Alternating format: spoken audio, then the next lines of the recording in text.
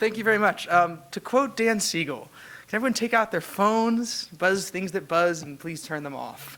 I just always liked that in his lectures. Well, good afternoon. I'm Jonathan Rice, the Student Senate Chair and a senior here at Pitzer. And welcome to Pitzer College for this year's Stephen and Sandra Glass Humanities Lecture. Pitzer's campus has a long history of student movements and political activism. As a college, Pitzer's always been, or tried to push the limit of the role of students in higher education, in their local communities, and around our world. And from the college was founded in 1963, from what I've read, and to today, as I know, Pitzer students have always been willing to ask the hard questions and to organize to make change. As a student first stepping onto this campus, I felt that Pitzer activist spirit. But what we don't always think about is the way that student activist movements have helped shape not only campus politics and policies, but American political discourse and indeed policy as a whole. So in light of our college's history, I'm very happy to be introducing Professor Angus Johnston as this year's speaker. Professor Johnston's work has shed needed light to numerous student movements and their impact. Through his website, studentactivism.net, other writings, and his ever-engaging Twitter feed, Professor Johnston's work has engaged people across the country with the theory and practice of student protest and activism. Most importantly, our speaker's work examines the effect of campus activism on the political and social world around us.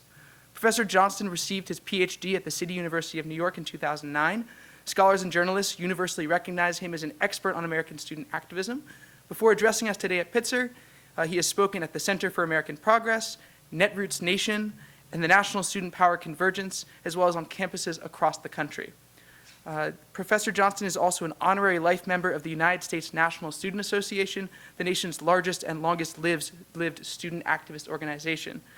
His writings have appeared in publications such as The Nation and The Huffington Post, and he's been quoted in USA Today, The New York Times, and CNN. Professor Johnston currently teaches history at the City University of New York. So thanks to the Pitzer College Campus Life Committee's annual Stephen and Sandra Glass Humanities Lecture Fund, the Student Senate, and the Dean of Faculty's office for making his visit possible. I've been following Professor Johnston's work for over a year now. There's a lot we could learn from him. His lecture today is entitled Student Power, Campus Activism in America's Past and Present. Please join me in welcoming Professor Johnston to the Pitzer campus.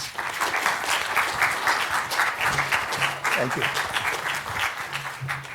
Thank you so much. This is really, really cool. In addition to all of the sort of obvious reasons, I've had a great day on campus talking about the nature of shared governance here at Pitzer, the history of the college, and as somebody who is just a total dork for student government and student engagement, to learn all of this stuff about the minutia of how the Student Senate works and how student involvement in governance operates this has just been super fun for me. So thank you for having me out, and thank you for welcoming me into what is a really astounding and I think important campus in terms of the way that you approach student involvement in governance. It's in many ways, I think, a model for the country and a model that is sorely needed and sadly rare. So what I'm going to do today is I'm going to start by telling a story about a clash that occurred at Princeton College in the early 1800s, and then sort of develop the question of what this can tell us about the nature of the campus and the nature of student organizing in American history. I'm going to try and leave enough time for questions and answers at the end. Looking forward to hearing your questions and your thoughts. So in the spring of 1807, there were 3 students at Princeton who were suspended from the college for drinking, for boorish behavior, and for insulting members of the faculty. And on March 31st of that year, 10 students presented a petition to the college, which had been signed by most of the student body and which demanded the students' reinstatement. The suspensions, they said, had been based on flawed and incorrect testimony, and they demanded not only that the students be immediately reinstated in the college, but also that Princeton and the faculty members involved apologize publicly and immediately for impugning the students' character. At evening prayers that night, with all of the students and faculty gathered, the college officials declared that the petition itself was an illegal attempt to, quote, control the government of the college.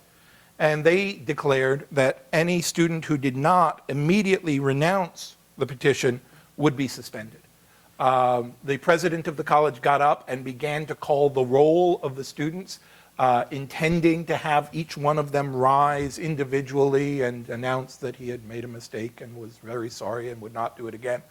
But as he read the first name, the students who had already been showing their displeasure, there was a thing that they did when they were bored or angry, which was known as scraping. It had a name. They would just rub their feet against the hard floor.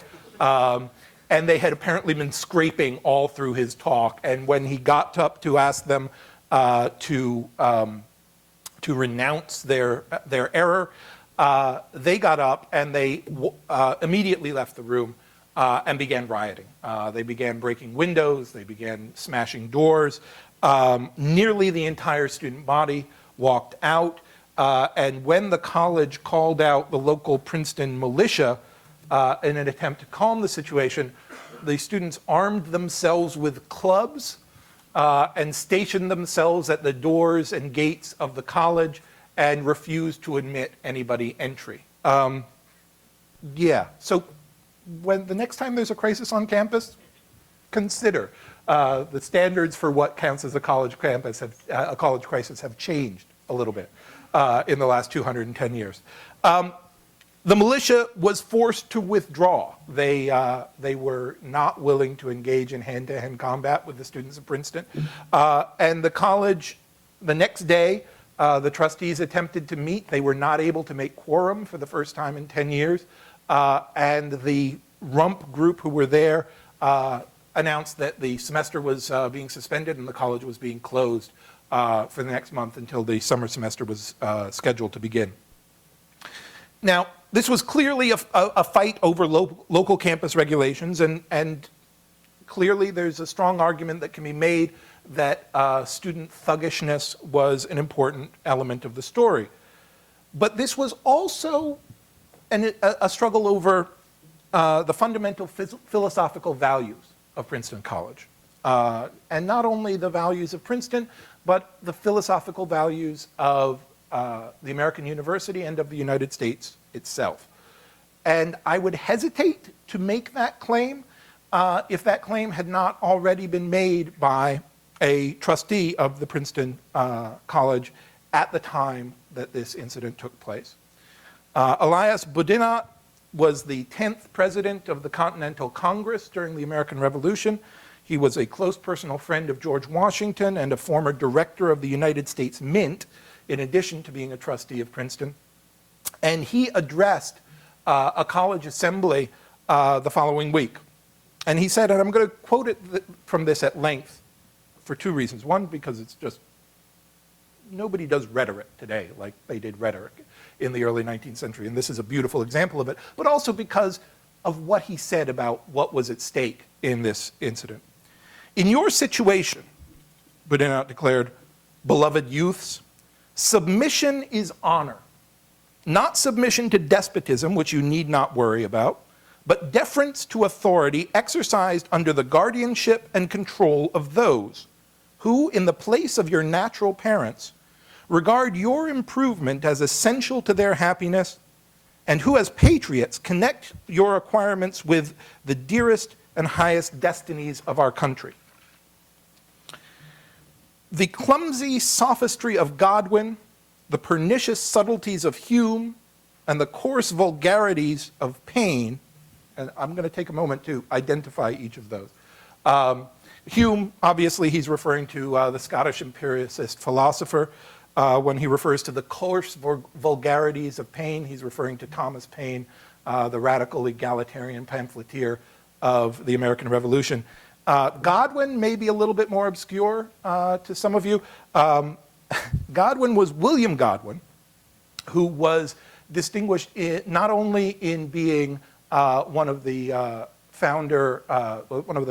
forefathers of both utilitarianism as a philosophy in the United States, and also a forefather of the anarchist movement in the United States, but I would say maybe even more distinguished in being the husband of Mary Wollstonecraft, the 18th century feminist pioneer, and the father of, at the time, a 10-year-old girl, Mary Wollstonecraft Godwin, who a little bit more than a decade later, under her married name of Mary Shelley, would go on to write Frankenstein.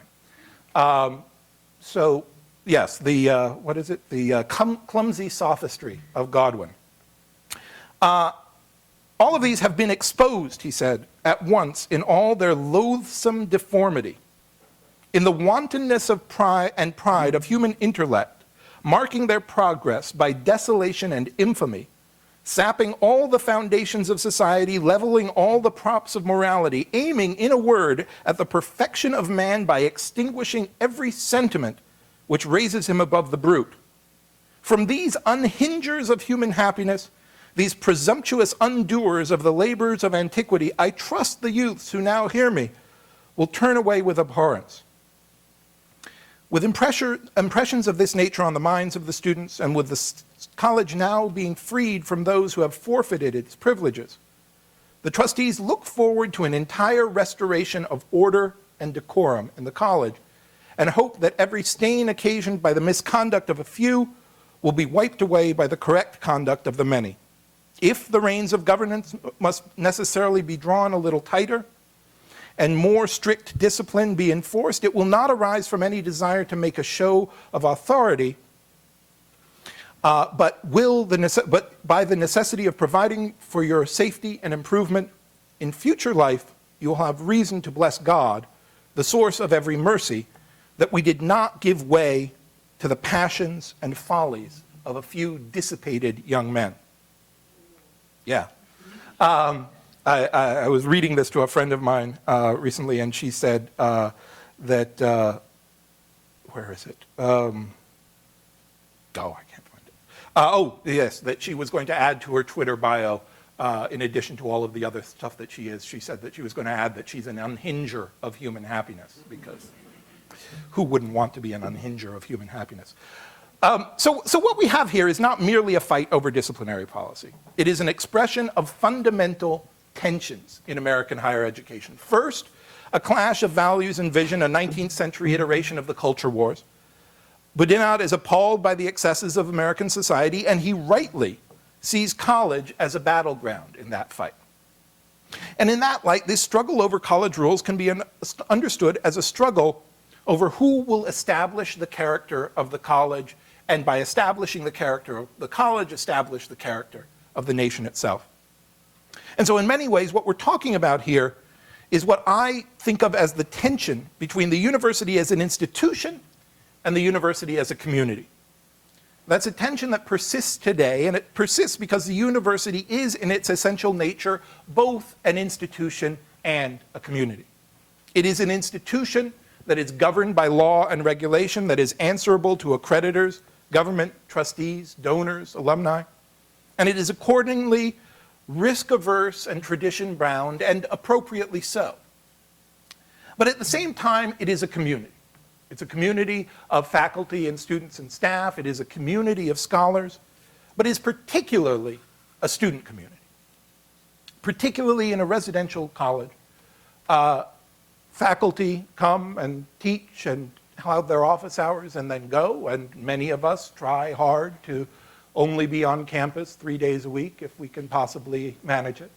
Administrators are on campus more often, but for them, even more so than faculty, their relationship with the university is an employer-employee relationship. But if you're a student, particularly if you're a student who lives in the dorms, the college campus is not just a place where you take classes. It's not just a place where you study. It's a place where you live. It's a place where you relax. It's in many cases a place where you work. It's a place where you fall in love. It is a place where you fall out of love. And it is additionally and crucially, in many cases, the center of your activism, because it is the center of your life. It is the physical, geographical, and emotional center of your life for your time on campus. And alongside that, though, alongside that centrality of the campus to the student identity, is the fact that for the vast majority of students, their experience in the campus community is an experience of disenfranchisement.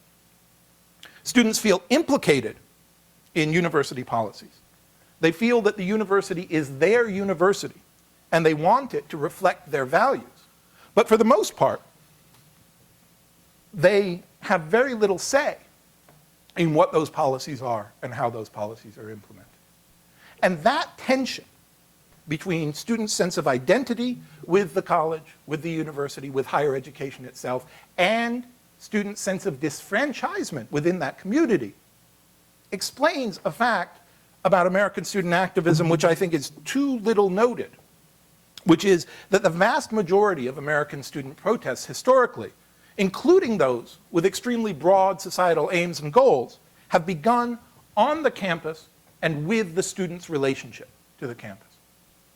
At the Hampton Institute in 1927, a student strike which brought up issues of faculty incompetence, of administration mismanagement, of the finances of the university itself, began with an incident in which at a campus screening of a film, the university, without notice or explanation, declined to lower the lights in the room in which the movie was being shown because of fear of what would transpire between the students once the lights went off.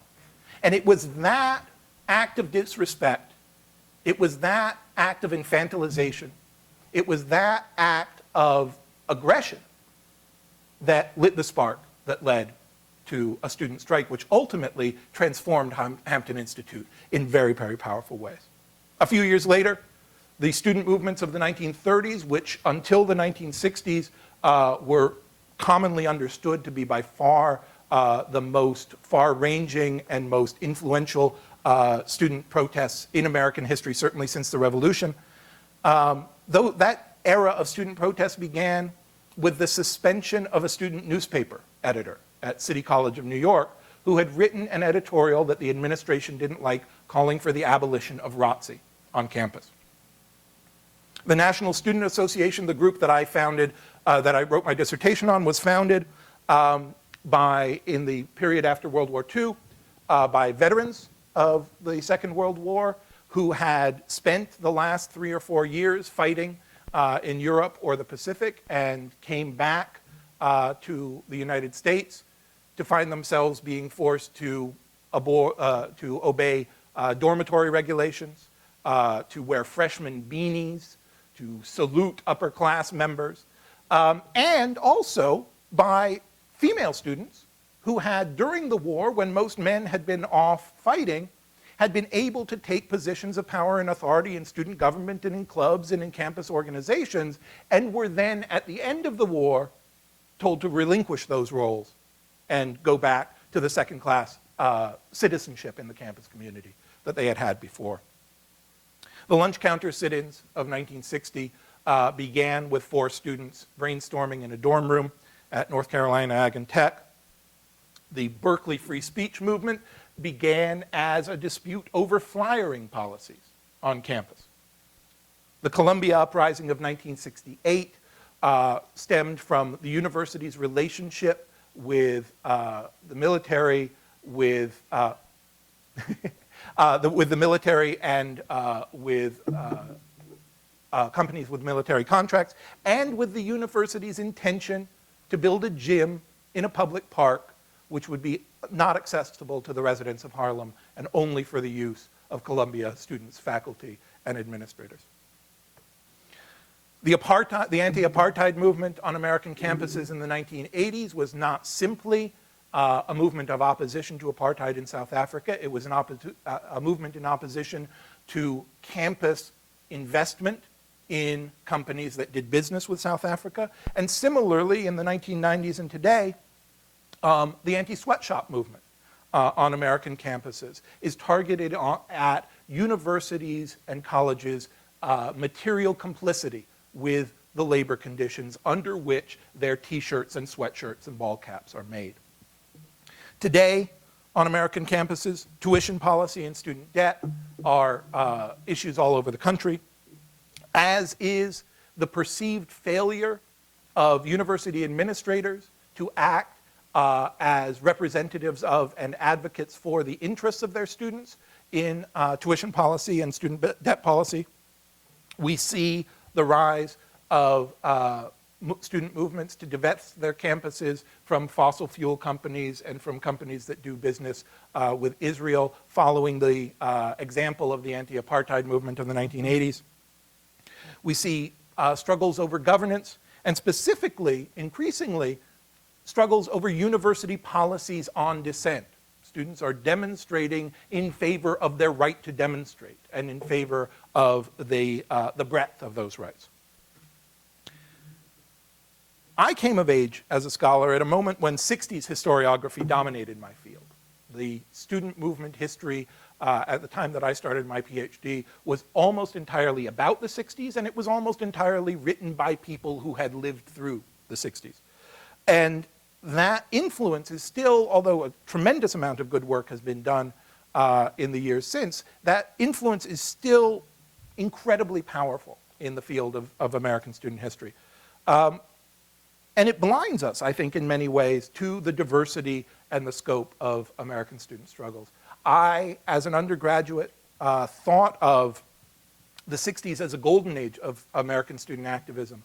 But when I look at the nature of my student government, the nature of student organizations on campus, the fact that students had an active role in governance on the campus level, the control that students had over student fees, and any number of other issues which were central to my experience on campus, those were rights that students had won and reforms that students had achieved in the 1970s, not in the 1960s. In the 1960s, there were essentially no women's centers on American campuses. The first gay and lesbian student organization in American campus history was formed in Columbia in 1969. The first black student union was formed here in California in 1967. So when we think about the student movements of the 1960s, those campuses, essentially without exception, lacked some of the basic features of American student organizing that we take for granted on even the smallest and most isolated campuses today.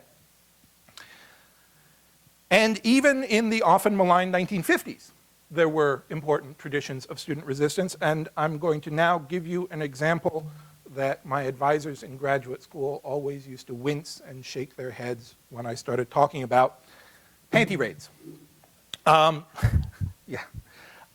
Panty raids, in which there were a lot of different variations, but the essential nature of a panty raid is male students going into a women's dorm to steal underwear.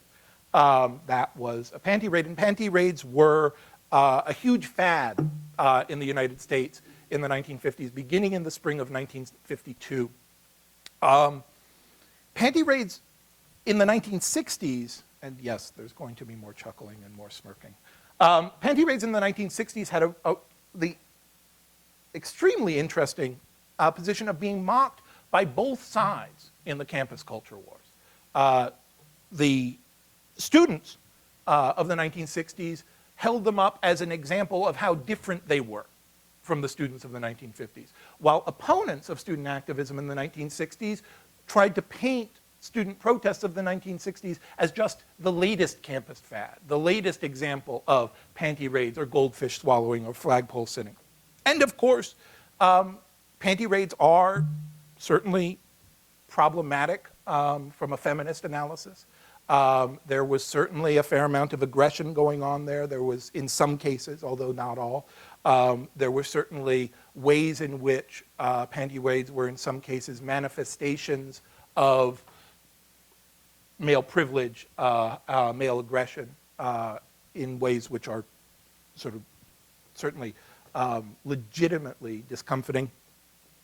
But on top of all of that, there are some important elements of the panty raid craze which have not received a lot of attention and which bear, I think, examination, beginning with the fact that in many cases, women students were active participants in the panty raids.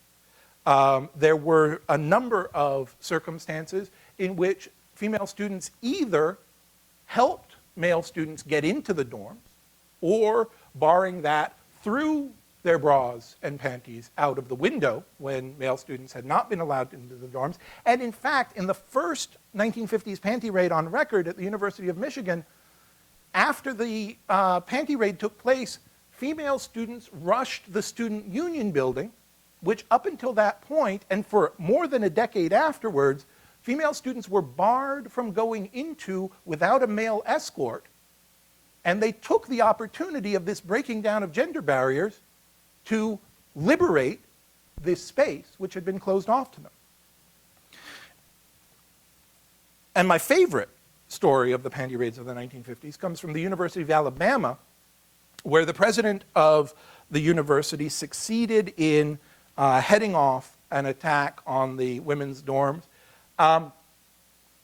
got the doors locked, got faculty stationed at every entrance, and then appeared on the quad underneath the students to speak to the female students assembled at their windows, to tell them that they had no need to worry, that the panty raid had been stopped, that they could be secure, that their privacy was not going to be violated.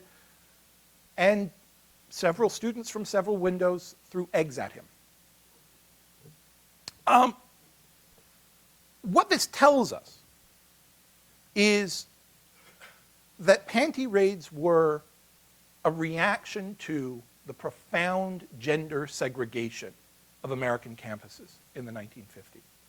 I have at home a student conduct manual from one co-ed Georgia college from 1957, and I was reading it over, and I realized that it was literally the case that any time at Berry College in Georgia in 1957, any time a male and a female student were together alone in private, they were violating the rules of the campus.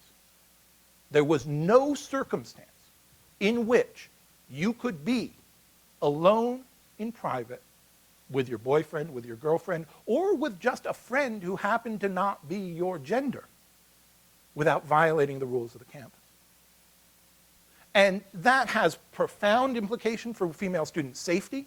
It has profound implications for the development of healthy relationships between students. But one of the things that I think is most striking about that is the way that it prevents students from seeing each other as whole people across gender lines. Another thing that I have, I've got a bit of an eBay problem when it comes to student ephemera from past years. But one of the other things that I have at home is a book published in the 1940s of cartoons from the Vassar student newspaper, which are wonderful, wonderful cartoons about student life on a women's college in the 1940s. And one of the things that appears over and over and over again in these cartoons is the filthy, disgusting messiness of every dorm room that is depicted in one of these cartoons. They are just, there is food and plates all over the place, laundry in piles in the corner. But imagine that you are a male student in a college campus who has never seen the inside of a woman's dorm. You have never seen the inside of the personal living space of the women that you go to college with, even the woman that you may be in love with. And imagine that, fired up with testosterone and the thrill of the forbidden, you break into her dorm and you go up to her room and you open it up and there is a pile of spaghetti in a plate starting to go bad, sitting next to a stained bra, sitting next to a pile of books, sitting next to a poster which tells you something about her interests that you never knew, sitting next to a plant that she hasn't watered in 3.5 weeks. You're going to get a different perspective on who she is as a person. You're going to get a more real perspective on who she is as a person. And one of the things that's extraordinary about this moment is that it's a moment that you only have access to because you, and in many cases she, defied the rules of the campus and the society that was trying to prevent you from seeing each other as full people in this way. So that's my panty raid story. So the question is, where does all this leave us? What does all of this add up to? And what I would say that where it leaves us is with a recognition that student activism, student protest, and student organizing are by no means peripheral to the history of American higher education. That students' attempts to reshape the college campus in the United States have been profound, they have been ongoing, they have been the rule rather than the exception of American student experience, and they have, in ways that I have only briefly touched on here, but which I would be happy to bend your ear about indefinitely, they have profoundly shaped American higher education. The story of American colleges and universities are a story that have students at the center of them. And that story is a story of student activism, student protest, and student organizing. There's a quote from the 1968 Columbia Uprising, which is maybe my favorite quote from the entire history of American student organizing, and I think it's really apt here when we're thinking about the interplay between the fundamentally conservatizing elements of the American college campus and the ways in which the student presence disrupts that conservatism. Mark Rudd, who was a leader of SDS at Columbia and one of the leaders of the Columbia Student Uprising, wrote in a reflection a few months later about the experiences in the Columbia takeover. He was writing, he said, to make sure that the stuff that they had learned in the Columbia Uprising was not forgotten. Because, he said, it is essential for the American student to avoid the mistakes of the past in order to go forward and make the mistakes of the future. And I would argue that there are very, very few institutions, groups in American society who are more well-situated and more capable of bringing us to a position where we are making the mistakes of the future than the American student and the American student activist. So thank you all for coming. Those of you who are American students and student activists, thank you very much for all the work that you do. Again, I'm very, very pleased to be here. Thank you very much.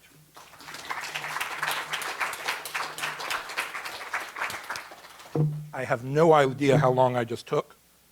Oh, not bad at all. So I'll be happy to answer any questions or any comments. Or yeah. Okay, so two-part question, and both parts are unrelated. First is, I was kind of wondering about the principal trustee, if he was involved in American government circa post-revolution, why would he be opposed to writing What's going on there, and I had intended to talk about this a little bit more, so thank you. What's going on there is that there was a tremendous struggle at the time over what the American Revolution had meant and what it was for. There were, Thomas Paine died in obscurity and poverty. He was not somebody who was welcomed and honored and had parades for him. He was somebody who was too revolutionary for many of the revolutionaries.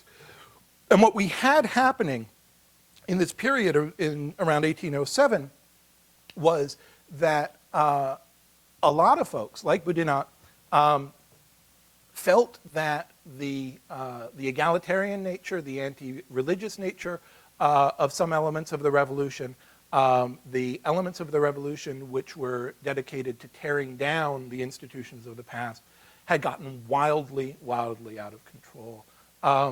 We see this in the letters that John and Abigail Adams wrote to each other a little bit earlier, where John Adams is down in Philadelphia helping to write the Constitution, and Abigail is back in Boston. and she encourages him in writing the new laws of the new nation to remember the ladies, because men can be tyrants in their own homes. And he basically, as much as one can do in a letter, laughed in her face and said, this is not what the revolution is about. This whole, there have been slaves getting all these ideas, young people getting all these ideas, Indians getting all these ideas, and now women are going crazy too. Y'all are just nuts if you think that that was what this revolution is for. So what's happening at Princeton is a profound struggle over what kind of a country the United States is going to be. You had a second one. Yeah, and the second one is an issue that served as somewhat controversial here is that faculty, the college council, the highest governing body of Pitzer, can outvote students and staff as a combined voting bloc by a ratio of 3 to 1.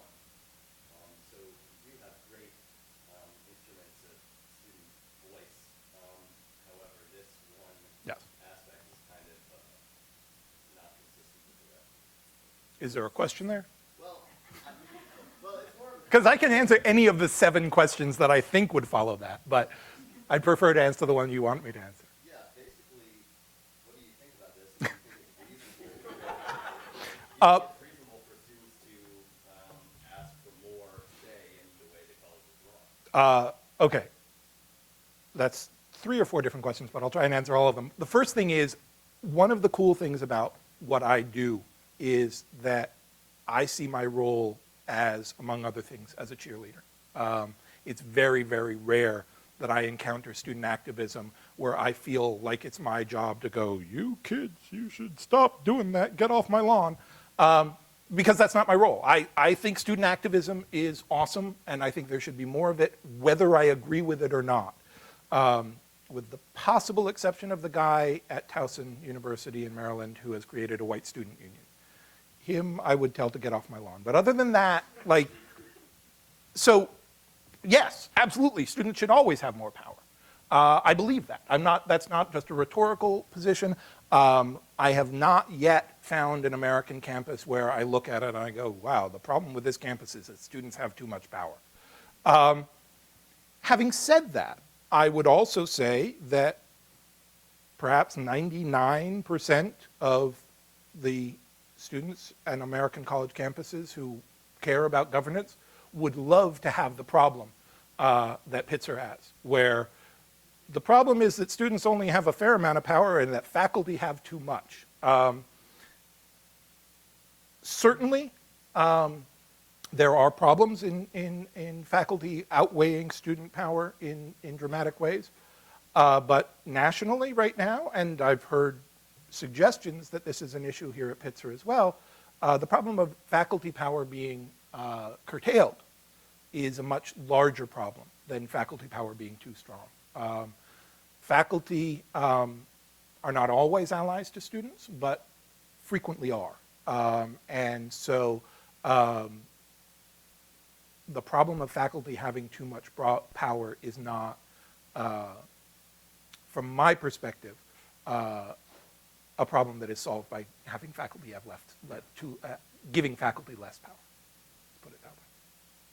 Other questions? Yes.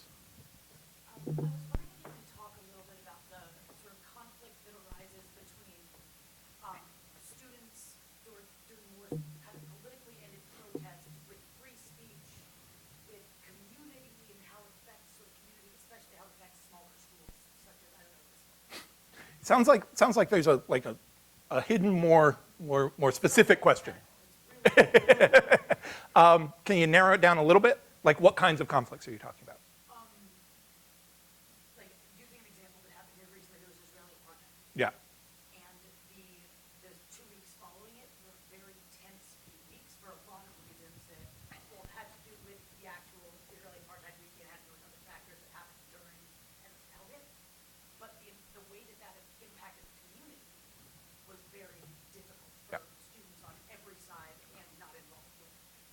And I'm curious what you sort of think about student activism, especially on smaller campuses, when it does break down community that way. Yeah, I look back on the moments that were hardest and most painful to me as a student activist almost without exception, as the moments when I learned the most and the moments that were most valuable to me. If there is a struggle between students which is causing students pain, it is because you are going to a place that you haven't gone before that is uncomfortable. Which is not to say that it's always a good idea for students to try and provoke that pain. I'm not at all saying that. But I would say that those moments of pain and those moments of crisis can be tremendously generative in terms of not only building new community on the campus, but also individually in figuring out where you stand, what you believe, what you're looking for, what your goals are. I'm not sure if that's helpful, but that's my first response to what you just described. Do you think that student activism should be able to happen in whatever level regardless of its effect on a community? Does that make sense? Yeah, no, it makes complete sense, and I think it's a question that can only really be answered on a case-by-case basis. Like, the level of upset that an incident causes cannot be the measure of whether the action was a good action or a bad action. There are going to be moments. The National Student Association, the group that I wrote my dissertation about, they had a seminar for Southern students where they would bring them together outside of the South. This is in the late 50s, early 60s. White students and black students both, and teach them the history of race relations and talk to them about all of this stuff. 2 weeks, 10 or 15 students living in close proximity to each other, students who had come from an almost entirely segregated society. And there's a letter that one of them wrote after one of these, which was, "This was awesome, this was amazing, this was incredible, it changed my life, it was really powerful, but I'm also really upset because you did something that I think was really wrong in having racially integrated living quarters. I think that the level of discomfort and distress that you caused to us by forcing us to share living quarters and share bathrooms and all of that, I think it was really upsetting, it was really inappropriate, I almost left, and I really think you should have done that differently." Now, I'm not going to delegitimize that upset. That was real upset. That was somebody's real pain. And if I had been in that space, in that moment, I would not have responded by saying, "You're a freaking racist and you need to stop being so racist, and that's the problem that you're having." Because this person was in a period of transition and a period of development and movement. And they were pushed to go farther, faster than they were ready to go. But I believe, and I may be misremembering or conflating two stories, I believe I met the person who wrote that letter, and she couldn't remember having written that letter, and was shocked that she had written that letter 40 years later. So the level of upset that's caused, I can't use that as the metric. I would say sometimes upset is caused in ways which are wanton and cruel, and which are not cool for that reason. But you have to dig pretty deep before you can answer the question of which category they fall into. I saw another hand somewhere. Yeah. With social media and all of these great technologies, do you feel like the lowered threshold to, I guess, the amount of effort that needs to be put forth to affect student activism actually has the unintended effect of decreasing the net overall level of student activism because the threshold of effort that you need to get in is so much lower? No. That's the short answer. The longer answer is, I think that activism breeds more activism. I think connection breeds more connection. One of my professors in grad school, it was a course in American social movements, and she said, people, first of all, want to connect with each other. That's where all activism comes from. People want to connect with each other. And if you can make it easier for people to connect with each other, that is a step in a positive direction by any measure, in my opinion. Because the reality is, I got into this with all of the red equal signs that were all over Facebook and Twitter over the same-sex marriage stuff, and folks were complaining, well, you think this is activism, it's really, you're not doing anything. And I had two responses to that. One was something that my younger daughter brought home from nursery school 2 years ago, which is that her teacher had told them that one of the basic principles of being in school was that you don't yuck other people's yum. If somebody likes something, you don't talk about how bad it is. If somebody is having fun with something, if somebody is enjoying something, then you better have a damn good reason to yuck their yum. And I don't think that it's appropriate to yuck someone's yum when they're changing their Facebook photo. The other thing that I would note is that if you're concerned about people engaging in activism that is inappropriate, getting into a fight on Facebook about whether changing your profile picture is useful activism, that seems like 10 times worse, 100 times worse than changing your profile picture. But the third thing is, it's not like people who were changing their profile pictures were otherwise going to be door knocking in Mississippi for same-sex marriage, right? That's not what you wake up and you do. You're not like, well, I could do this or I could do that. No, it's I could do this or I could eat another bowl of Captain Crunch or I could, go on, Form Spring, right?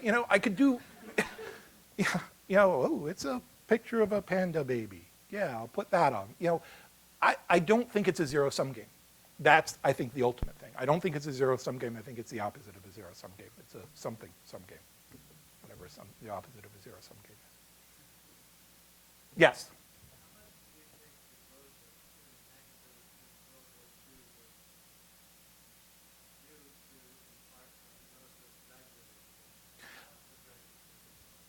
is. Yes? Graduate students in general, for the most part, tend to not be particularly activist because they have less time to be activists. Also because they are more likely to be at a stage in their lives where they have jobs, where they have families, all of this stuff. And I think it's important to note that one of the things that is impeding student activism today is that more students now have jobs and have families and are older and are graduating to huge debt burdens and concerns about their jobs. I don't think that that those two facts are unrelated. What I would say has been a very, very big fact and a very important fact is the increasing democratization of higher education, beginning with the GI Bill and continuing from there. The fact that you have not only a huge amount more students in higher education, but students who are much more representative of the society as a whole. We saw this in the takeover of the state capitol in Wisconsin 2 summers ago, in response to Walker's budget, where there was, suddenly hundreds and hundreds of people sleeping in the state capitol, and it was a combination of labor and students. And if you get just labor in there, then it's a bunch of union activists. If you get only students in there, it's a bunch of hippie kids. But it turns out that in 2011, if you get a bunch of labor and a bunch of students in one room, it looks like the state of Wisconsin. It looks like America. And people respond to it that way, which it would not, that's not the way that it would have looked if you had had the same protest in 1971 instead of 2011. One of the things that I say to students frequently is when people try and tell you that folks think student activism is stupid and that you're all a bunch of privileged, whiny, entitled jerks, that's not a descriptive statement. They are trying to convince you and trying to convince themselves that. People love students. People really, really like students in general, even when they think that students are being dopey, because students are supposed to be dopey. That's part of your social role, is to be dopey on occasion. And I think that the demographic changes that have happened in American higher education in some ways pose challenges from that perspective, but also pose tremendous opportunities and have been decisive in the last few decades. Yeah? Two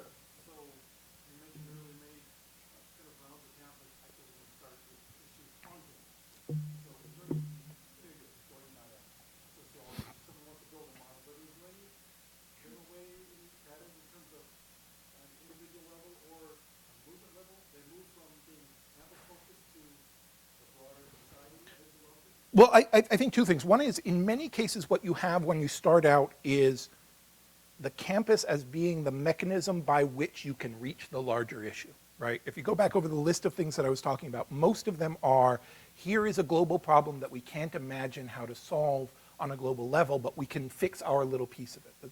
One of the things that's really exciting about the campus is that the campus is simultaneously small enough to be intimate and large enough to be significant. And that combination is very, very powerful. And so what winds up happening frequently is that students who come out of these local campus struggles, they get an education in how power works, they get an education in how organizing works, they get their eyes opened about how society operates in one way or another, and in many cases, they begin to draw new connections between different people's struggles that they hadn't drawn before. I think about Tom Hayden as the editor of the Michigan Daily in 1960, and even in 1962. If you read the Port Huron Statement, that's a pretty vanilla document. And you look at the arc of the path that he traveled over the course of the 1960s and beyond, his level of celebrity and his level of notoriety were unusual. But the arc of his unfolding political analysis and understanding is not particularly unusual. In terms of how you build that movement from the local to the larger, on a practical level, you got to win stuff because people like winning stuff. And so finding things that you can do that will win is really important. And on a really, really practical level, on a really, really basic level, it has to be more fun to be in the movement than not to be in the movement. If you're giving people a sense of connection and if you're giving people something that feeds their human needs, then the movement will grow. If you're not, then you won't. It won't. I always say, if you don't have people showing up to your meetings, ask yourself the question, if you didn't have to show up to the meetings, would you go? And if the answer is no, then the problem is your meeting. Your meetings suck and you need to change your meetings. That's the problem right there. Did you have a second or was that the second? Go ahead.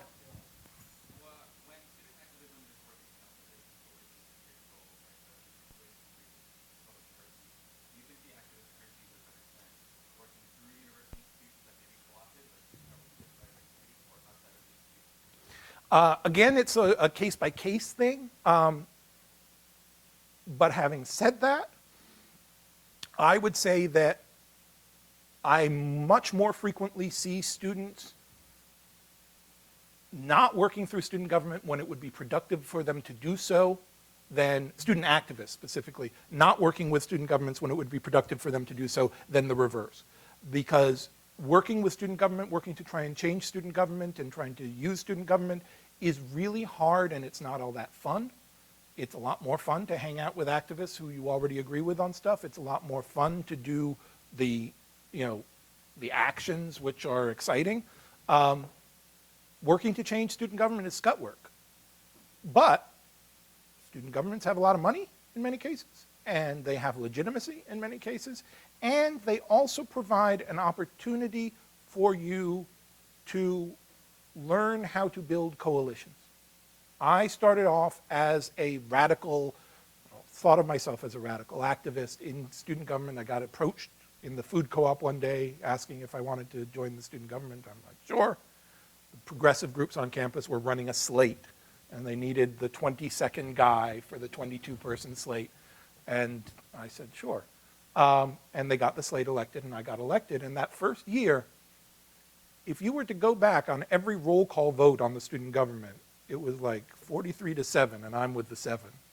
38-2, and I'm with the 2, and so on and so on. Because I had no idea how to talk to people. I had no idea how to convince people, how to build coalitions. I had no idea that what you needed to do, first of all, was not just show up at the meeting, but actually talk to people outside the meeting. I didn't know how to be an organizer. I had no concept of how to organize or how to be persuasive. Student government gave me skills which have been really, really important in my life. Sometimes student government isn't worth it, but very frequently there's more reason to work within it than you would think. Which doesn't mean that you can't have an adversarial relationship to it even when you're inside it. Doesn't mean that you can't be simultaneously within it and then also doing other stuff which is orthogonal to it. I saw another hand somewhere. Yes? I was thinking about Pitzer talk. I was thinking about the difference between activism and organizing. So, consciously, because activism for me is like a one-shot thing. It's like Right. a small sign on Facebook and see those or something, right? But then organizing is a hard job of Yes. actually getting people in the door and having that creativity. Yes. I don't know if you can speak a little bit about that. Yeah, I tend in just casual conversation to use the terms interchangeably, primarily because synonyms are a really good way to not sound really boring. And if I had to use only the word student activism when I'm referring to student activism, my own brain would melt. And also the other reason is that distinction is one that not everybody is familiar with, and so so to not have to explain it is useful as well. But yes, it's a very important and very useful distinction. And I think that one way of getting at that distinction is, one of the things that is a really, really obvious, simple, straightforward question, which gets asked way too infrequently, is what is the connection between the action that you are mounting and the goals that you want that action to achieve? Because you don't win by being right, ever. If you think that by being right and by showing people the way you can win, that's not true. Because everybody operates under institutional constraints.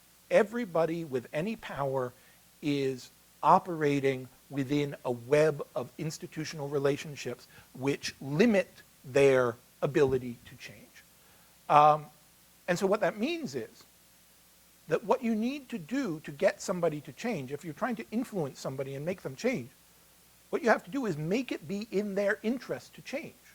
And there's a variety of ways of doing that, right? You can make the status quo untenable. You can make it so that the people who have power over them change their minds and start pushing them in a different direction.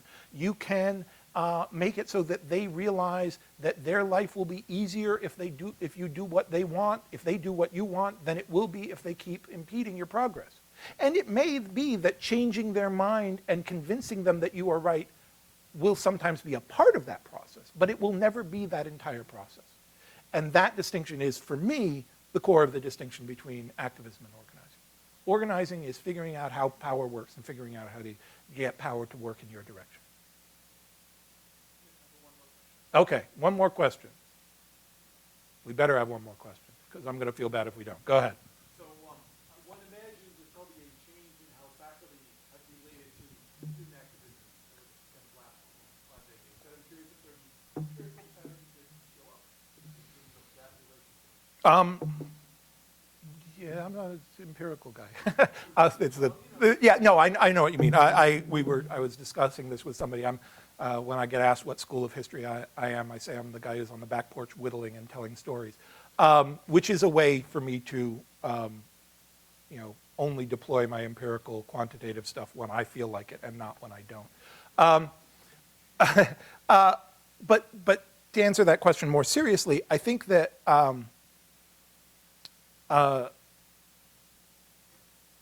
student activism is surprisingly still understudied. Student activism, particularly in terms of campus governance, is extremely understudied, and the work that has been done on it is not particularly good, most of it. And part of the problem is that you've got institutional histories of the university and studies of the university, and then you've got studies of student activism. And the place where those two things come together is largely a scholarly desert, still, today. And so the relationship between faculty and student activism, that's a desert within a desert. Having said that, I think that we are in a very, very interesting moment right now because faculty are under attack in higher education more than they have been in a very, very long time. The changes in higher education funding, the changes in higher education governance that we're seeing right now, and just the changes in the structure of faculty employment, right? The adjunctification of faculty, all of this stuff. All of this stuff is putting faculty in peril at a moment when I would argue that in many respects, not all respects, but in many respects, students are currently a more potent political force than faculty are right now. So I think that it would behoove students and faculty to start working together more than they have been, and we are beginning to see that. We are beginning to see a lot more examples of students and faculty working together, sometimes on faculty issues, sometimes on student issues. And I think I have reason to believe that we are going to continue to see movement in that direction on a variety of fronts and in a variety of ways. You know, a perfect example of this is the whole MOOC question, the massively open online courses. They're not in faculty, as constituted now. There's ways of doing it right, but as constituted now, they are not in faculty interest and they are not in student interest, and we are seeing faculty and students working together against them.